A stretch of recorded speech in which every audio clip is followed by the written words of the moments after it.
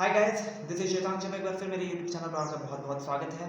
आज एक बार फिर मैं बात करने जा रहा हूँ एक बहुत ही रीसेंट और बहुत ही बड़े टॉपिक पर। मैं बात करना चाहता हूँ आज एग्रीकल्चरल बिल पर, जो ठीक 2 दिन पहले यानी परसों ही पास हुआ है राज्यसभा में। हालांकि ये बिल कितना अच्छा है या कितना बुरा, आप पूरे वीडियो को देखकर समझ पाएंगे, तो मेरे साथ जुड़े रहिए, आगे भी वीडियो में बने रहिए। किसी बिल को लाते समय क्या आपने कभी सुना है कि सामने वाली पार्टी यानी ऑपोजिशन पार्टी या जो लोग आपके पार्टी के खिलाफ हैं या फिर आपके बिल के खिलाफ हैं, वो लोग वोट नहीं दे सकते हैं बिल के पास करने के लिए। यानी कि जब बिल पास होता है तो दो तरफ वोट्स जाते हैं, एक सपोर्ट में और एक खिलाफ में। तो क्या आपने कभी सुना है कि सिर्फ सपोर्ट में ही बिल गया हो, आई मीन वोट गया हो? यहाँ पर वोट की सबसे बड़ी प्रॉब्लम तो ये हुई कि सामने वाली पार्टी या कहें ऑपोजिशंस को मौका ही नहीं मिला। दूसरी चीज जो सबसे बड़ी आती है वो ये कि अगर फार्मर बिल किसी तरह से अगर चला भी जाए, एग्रीकल्चरल बिल चला भी जाए और उसके बाद फिर लोग इस पर बहुत अच्छा अपना राय भी दें, तो क्या आपने कभी सुना है कि जिनके लिए ये बिल लागू हुआ हो वो खुद ही इसके खिलाफ प्रोटेस्ट कर रहे हो, यानी फार्मर्स। जी हाँ, फार्मर्स लगातार प्रोटेस्ट कर रहे थे हमारे इस बिल के आने से ठीक पहले भी, लेकिन इस स्ट्रगल को, इस प्रोटेस्ट को बढ़ावा दे दिया है इस एग्रीकल्चरल बिल ने।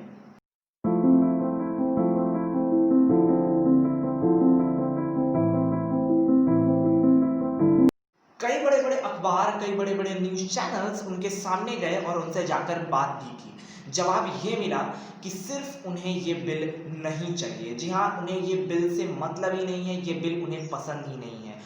आखिर क्यों इन्हें ये बिल पसंद नहीं है, आइए जरा मैं उसको भी समझा दूं।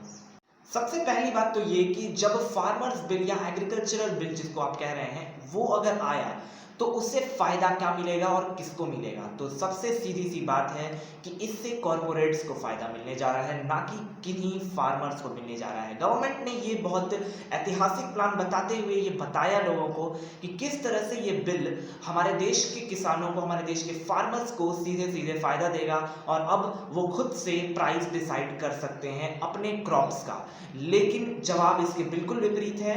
उन्हें अब किसी तरह का कोई राइट नहीं रहेगा, बल्कि कॉर्पोरेट्स डिसाइड करेंगे कि उनके क्रॉप्स को कहां, कब और कितने दाम में बेचना है।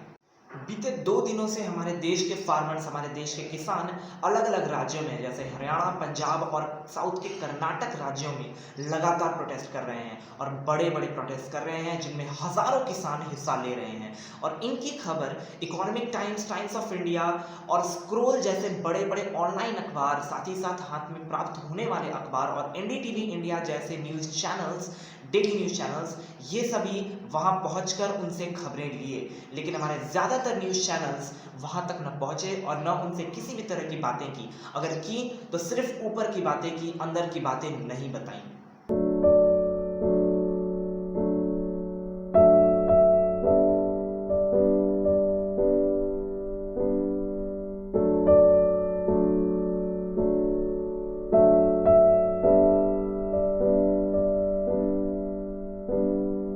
अब आप शायद मेरे पूरे इस वीडियो को देखकर समझ गए होंगे कि आखिर मैं कहना क्या चाहता हूं। मैं कहना सिर्फ यही चाहता हूं कि जब किसानों ने प्रोटेस्ट किया गवर्नमेंट के खिलाफ, तो गवर्नमेंट लगातार ये कोशिश कर रही थी कि उनके इस आंदोलन को शांत किया जाए और किसी बड़े प्लान को सामने लाया जाए, किसी बड़े बिल को पास किया जाए।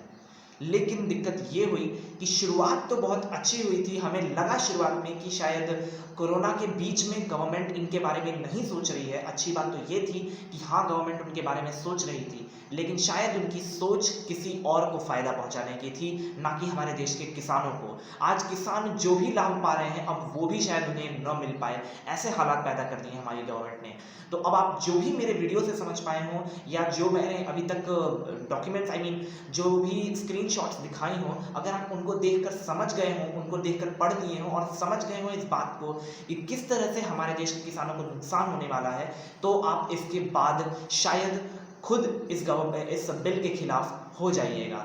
मैं उम्मीद करता हूं कि शायद आप जो भी पढ़े हों या आपको क्लियरली समझ में आ गया हो।